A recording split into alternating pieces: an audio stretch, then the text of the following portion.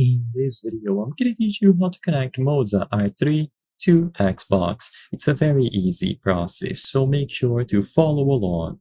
You can easily set up and use the Moza R3 wheel in conjunction with an Xbox console. It is actually designed to be used with Xbox consoles and PCs natively, so connecting it is super simple. To start, connect the pedal to the pedal port on the base. So make sure that everything has been connected together. And to set it up on your Xbox, plug the cord into an electric outlet and then into the DC input port.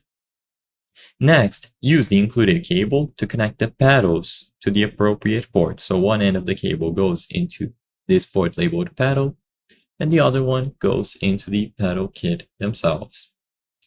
Next, you will connect it to your Xbox console using the standard USB cable. So one end of the cable goes into the USB port on your Xbox console and the other one on this port labeled USB on the base of the wheel.